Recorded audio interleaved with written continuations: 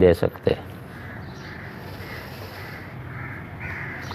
بلکہ اس مبارک حدیث سے تو ایک شاندار بات ثابت ہوتی ہے۔ دیکھیں اللہ نے اہل قرآن اور اہل مال کو دونوں کو برابر برابر ذکر کیا۔ رسول اللہ صلی اللہ علیہ وسلم نے اہل مال اور اہل قرآن کو برابر برابر ذکر کیا ہے۔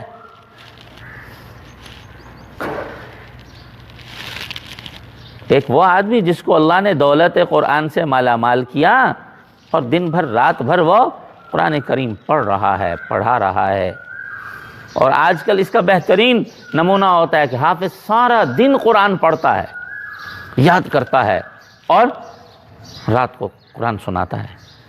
وہ کسی نے اچھا سا لطیفہ کہا کہ مغرب کے بعد اگر کسی حافظ کو کھلکھلاتا ہنستا دیکھو تو سمجھ لو یہ قرآن سناتا نہیں ہے۔ ان بیچاروں کو افطاری اچھی نہیں لگتی، اتنی فکر ہوتی ہے ان کو، اور اتنی فکر مندی سے سارا دن قرآن پڑھتے ہیں اور رات کو سناتے ہیں۔ اور مسئلے کی یہ نوعیت لوگ بھی پیش نظر رکھ لیتے ہیں، بھئی اس حافظ کو پیسے دینا جائز نہیں ہے اور اس کا مانگنا بھی حرام ہے۔ لیکن میں پوچھتا ہوں، حضور سرور کائنات صلی اللہ علیہ وسلم نے جہاں اس حافظ کی مدح کی ہے اور یہ تو اس مدح پر اتر گیا کہ دن بھر قرآن پڑھتا بھی رہا، رات بھی اس کو پڑھنے کی سعادت نصیب ہو گئی، وہ مالدار کہاں ہیں جن کی اس حدیث میں مدح ہو رہی ہے؟ رجل آتاہ اللہ مالا فہو ينفق به آناء اللیل وآناء النہار، وہ مالدار کہاں ہیں جن کے بارے میں فرما دیا کہ ایسا مالدار جس کو اللہ نے مال دیا اور دن بھر رات بھر وہ خرچ کر رہا ہے۔ ذکر اس مالدار کو قرآن والوں کے بعد فرما رہے ہیں، تو کیا مالدار کو ترغیب ہے خرچ کہیں اور جا کر کے کرنا، کسی اور مستحق کو ڈھونڈ کے خرچ کرنا، کسی اور کو جا کر کے راشن پیکج میں خرچ کرنا؟ حفاظ قرآن، قرائے قرآن کے بعد اگر اس مالدار کا تذکرہ آ رہا ہے اور اس مالدار کو ترغیب آ رہی ہے کہ وہ دن بھر خرچ کرتے ہیں اور رات بھر خرچ کرتے ہیں، ارے قریب میں کون مستحق بیٹھا ہے پیچھے؟ وہ قاری قرآن بیٹھا ہوا ہے، حافظ قرآن بیٹھا ہوا ہے۔ حدیث کی روح بتلاتی ہے کہ مالداروں کی پہلی ترجیح ان حفاظ اور قرائے قرآن پر خرچ کرنے کی ہونی چاہیے۔ فقہا نے بھی جس کو ناجائز کہا ہے لینے کو، وہ ختم کی رات ہے، یہ طے کر کے لینے کی بات ہے۔ اس دن حافظ کا دل للچا رہا ہو اور لوگ بھی ہاں جی 100 روپیہ فلاں نے دیا، 200 فلاں نے دیا، 1000 فلاں نے دیا، 10,000 فلاں نے دیا، ریاکاری اور ریا و نمود کے طور پر دلایا جا رہا ہو، بطور اجرت کے دلایا جا رہا ہو، اس کو ناجائز کہا ہے۔ کس نے ناجائز کہا ہے کہ اگر آپ تراویح کی پہلی رات، دوسری رات، 10ویں رات، 15ویں رات، 18ویں رات آپ کسی حافظ کی خاموشی سے جیب میں ڈال دیں، بھائی یہ آپ کی خرچی ہے۔ وہ ہم نے ایک جگہ تراویح میں قرآن سنایا، تو بہت پہلے کی بات ہے، کوئی غالباً 93-94 کی بات ہے، تو ہمیں وہ ختم کی رات انہوں نے کچھ 2600 روپے دینے کو جمع کیے اور پھر ہمیں دینے لگے، تو ہم نے کہا بھائی یہ تو ناجائز ہے، ہم تو نہیں لیں گے۔ تو ہمیں انہوں نے کہہ دیا کہ اچھا آپ نہیں لیتے تو یہ پیسے رکھ لیں اور آپ کا ادارہ ہے، آپ جا کر کے اس میں جمع کرا دیں۔ میں نے کہا جاؤ خود جمع کراؤ، جامعہ اشرفیہ مانکوٹ کے دفتر محاسب میں اور رسید لو، میں ایک ناجائز چیز لے کر کیوں میں جمع کراؤں؟ میں اس کو ناجائز سمجھتا ہوں۔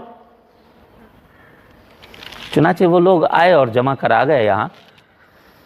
اگلے 2 دنوں کے بعد غالباً ہم نے 27 کو ختم کیا تھا، تو اگلے 2-3 دنوں کے بعد عید تھی۔ وہ صاحب جو مسجد کے متولی تھے وہ ہمارے تعلق دار بھی تھے، تو انہوں نے بعد میں ہمیں کہا کہ آپ نے اچھا نہیں کیا کہ وہ آپ نے اس دن ہتک کر دیا، ہم آپ کو پیسے دیتے رہے، آپ نے نہیں لیے۔ تو اب میں نے ان کو کہا، میں نے کہا آج عید کا دن ہے، مجھے عیدی دیں، آپ مجھ سے بڑے بھی ہیں، میرے بھائی بھی ہیں، آج آپ مجھے عیدی دیں، 10,000 دیں، لیتا ہوں۔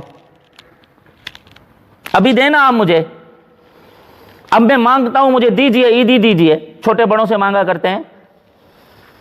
اب صاحب ہکے بکے دائیں دیکھیں بائیں دیکھیں بغلیں جھانکیں۔ میں نے کہا اس دن آپ نے ریا نمود کے طور پر دینا تھا، میں نے جو آپ کو قرآن سنایا تھا اس کا عوض اور بدلہ مجھے دینا تھا، آپ کو شعور نہیں تھا میں روزانہ آتا جاتا رہا ہوں، میرا فیول خرچ ہوتا رہا ہے، آپ نے کبھی کہا آپ کے پیٹرول کا پیسے ہیں یہ؟ آپ روزانہ آتے جاتے ہیں، چلیں یہ ذرا پیٹرول ڈلوا لیا کیجئے۔ میں نے کہا آج عیدی مانگتا ہوں، آپ مجھے عیدی دیجئے۔ کس نے عیدی دینی تھی؟ ہمارے حضرت مفتی عبدالقادر صاحب رحمۃ اللہ علیہ بڑے فقیہ اور عظیم عالم تھے، یہ خود سنانے لگے،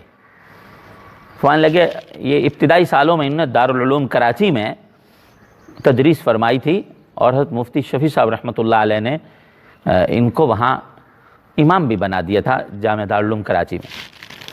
فرماتے ہیں رمضان المبارک آیا تو فقیہ ہند ان کا نام تھا، مفتی اعظم تھے پاکستان کے، حضرت مولانا مفتی محمد شفیع عثمانی رحمۃ اللہ علیہ۔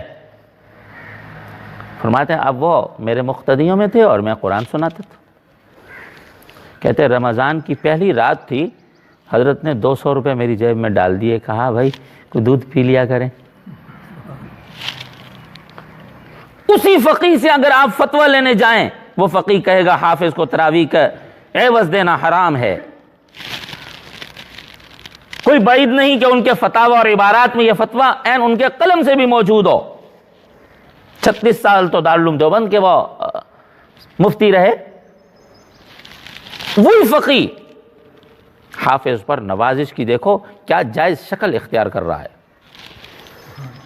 پہلی رات ہی دے دیے، اس رات میں نہ حافظ کو خیال ہے کہ مجھے کوئی دے گا، نہ کوئی معروف ہے، نہ 200 اس طرح دینا مشروط ہے۔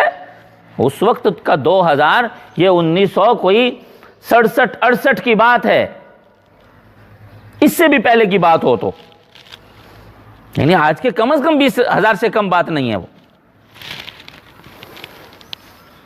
بھائی اللہ تعالی ہمیں دین سیکھنے اور سمجھنے اور اس پر عمل کرنے کی توفیق عطا فرمائے۔